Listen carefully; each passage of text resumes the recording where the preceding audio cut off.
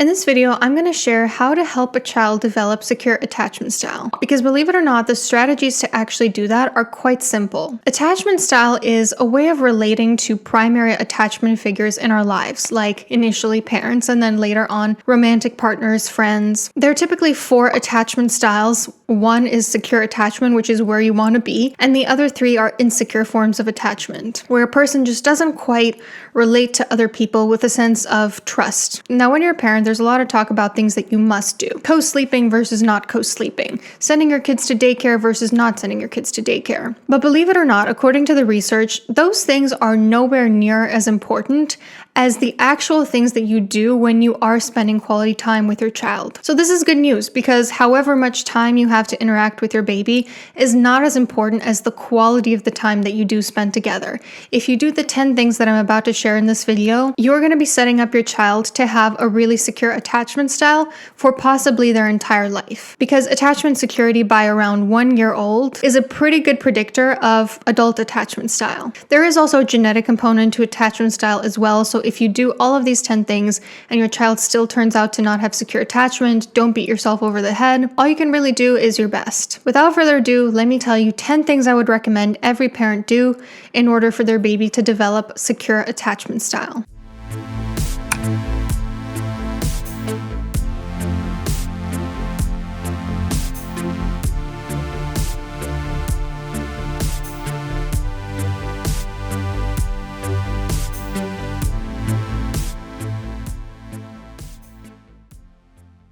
The number one thing I recommend is to be very present during bonding time. This means when you're playing with your baby or just hanging out, really truly giving them your full attention, not being distracted with other things. A huge one that distracts people these days is their phones or screens in general. What do you think it teaches your child if they always see you on your phone when you're with them? First of all, it teaches them the screen is very important and interesting. They're going to want to know what's on there, they're going to want their own, and they're probably going to emulate your own addiction to your screen because kids do what they see, not what they're told. The second thing it's going to teach your child is that the screen is more interesting and important than them. I'm not saying that 100% of the time that you spend with your child has to be dedicated bonding time. It's okay if you need to do something else like cook while you're with them, or even just want to do something else like watch an episode of your favorite show while your baby is in the same room as you. But the time that you do dedicate to them should actually be dedicated to them. And if your time with them is limited, like say an hour or 2 after work, then yeah, it probably is a good idea to truly be present for that entire bonding time. Number 2, make eye contact. What you look at is what your baby learns is important. What do you think a baby learns if you don't frequently look at them? If you're always looking everywhere else, they learn, I'm not that important. All this other stuff is more important. Studies show that babies' brains literally light up when someone makes direct eye contact with them. Eye contact also helps them regulate their emotions, helps them understand facial expressions and social cues,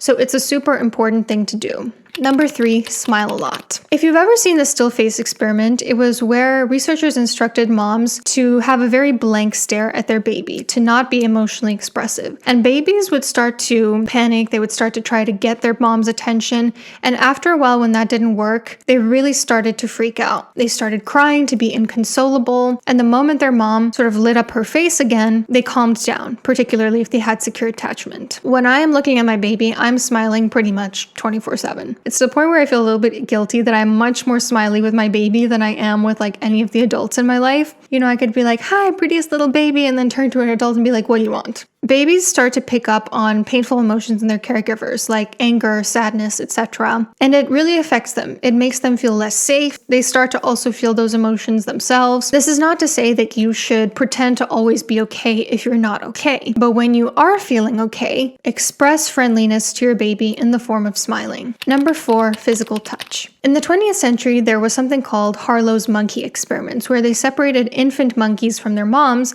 and gave them the option to choose between 2 sort of surrogate mothers. One that was made of wire and dispensed milk, and one with no milk that was covered in soft cloth. Monkeys overwhelmingly preferred the soft cloth over the one that provided milk. The comfort of a soothing touch was more important to them than food. Also in the 20th century, babies in orphanages and hospitals were rarely touched, and that was found to stunt their growth. It affected their immunity, and they even had higher mortality rates. The implication being that lack of physical affection can literally be deadly for babies. So cuddle your your baby often. Don't worry about like sleep associations of contact naps or any other BS like that. All babies are Velcro babies. They all come into this world wanting physical touch. I mean, think about it. You're tiny, you don't understand what's happening around you. The world is scary and confusing and looms large over you. Of course, you're going to want to be comforted by the one person who provides everything for you, whose smell you recognize from the womb. Of course, you're going to want to maximize that physical touch. There's nothing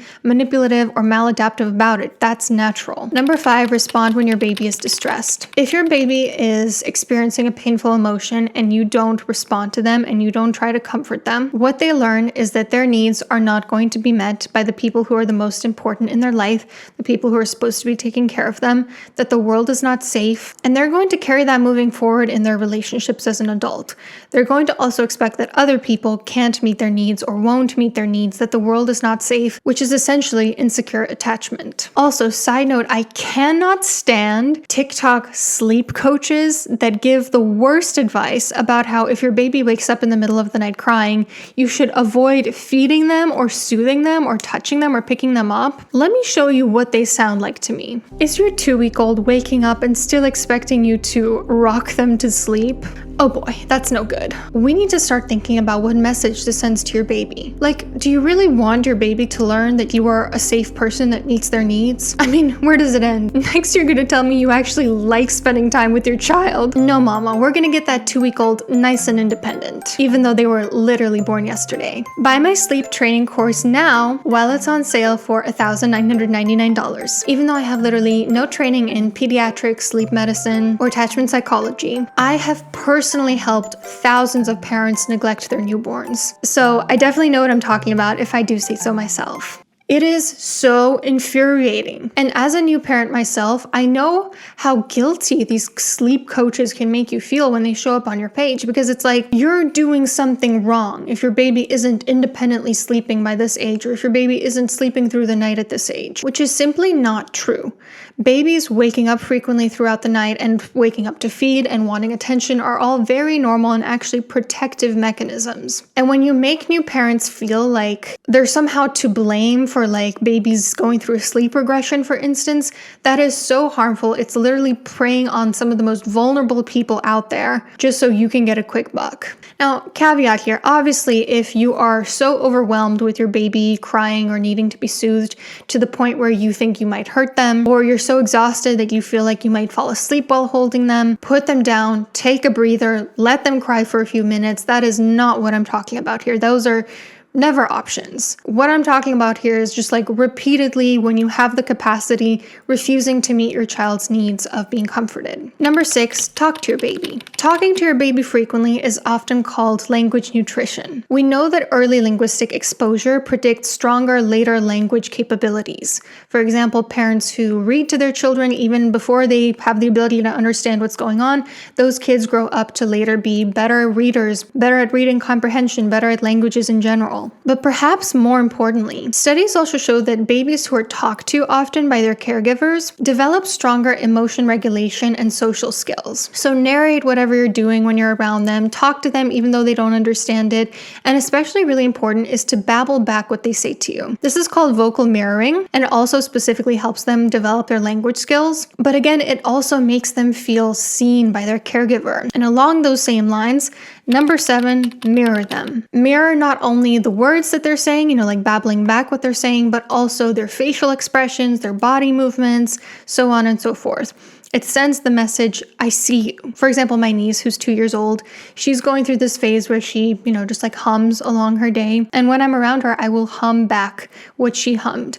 And she thinks it's so fun and so hilarious. Because part of it is you're signaling to that child that you have empathy. When it comes to mirroring, a lot of mirroring other people comes from mirror neurons, which are responsible for empathy. Mirroring someone signals to them, I understand you, I feel you, I see you, I will respond to your emotional needs because I got it, like I understand them. I can reiterate them back to you on the exact same note that you did. This is why yawning is contagious. It's because of empathy. It's because of mirror neurons. You see somebody else yawning because they're tired, and you might also start yawning yawning. Number 8, attune to and respond to their needs. This means being very attentive to their patterns in the way that they're communicating. Like when you have a newborn, you learn pretty quickly that when babies are crying in a nest sound, that usually means I'm hungry. When they have red eyebrows, it usually means I'm tired. Or you might just learn what works best for your particular baby. Like, hey, I fall asleep faster when you hold me in this way and then transfer me over to the crib in this position. But doing all those things is pretty high level. This is, I would say, one of the hardest things to do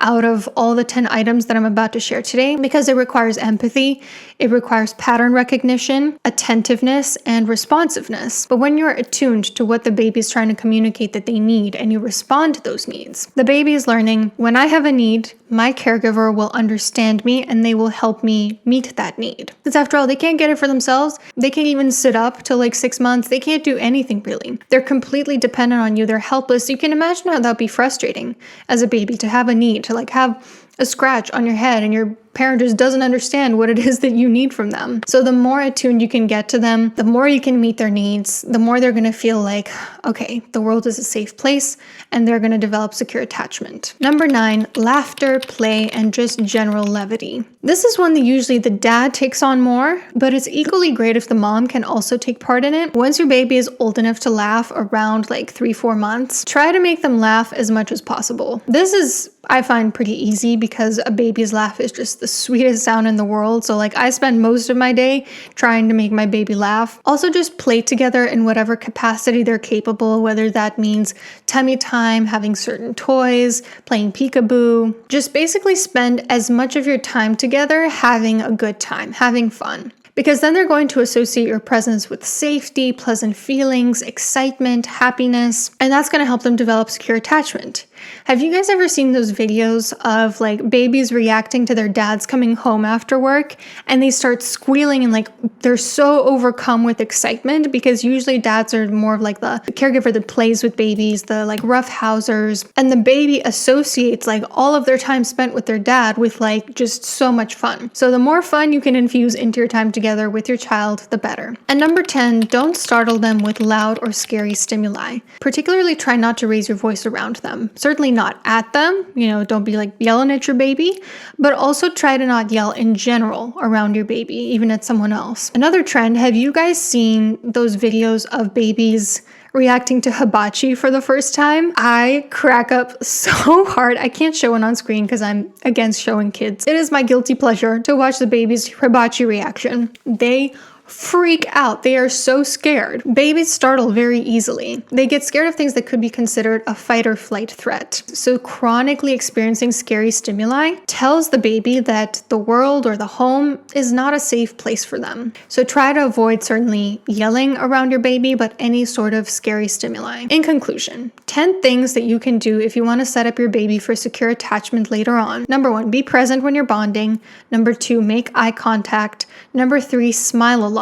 Number 4, physical touch. Number 5, respond to them when they're distressed. Number 6, talk to your baby. Number 7, mirror them. Number 8, attune to and respond to their needs. Number 9, laughter, play, and general levity. And number 10, don't startle them with loud or scary stimuli. If you're a parent, did you do these with your children? Or if you're not a parent, do you think your parents did this with you? Because again, believe it or not, the secret sauce for developing secure attachment is relatively simple. The building blocks are very basic things like eye contact, physical touch, laughter. They're things that every parent can provide. Whether you are working and have to send your kids to daycare, putting a baby to sleep in their own room, in their own crib, that's not as important as the quality of time that you actually spend together as what you're actually doing when you're with your baby. Take care.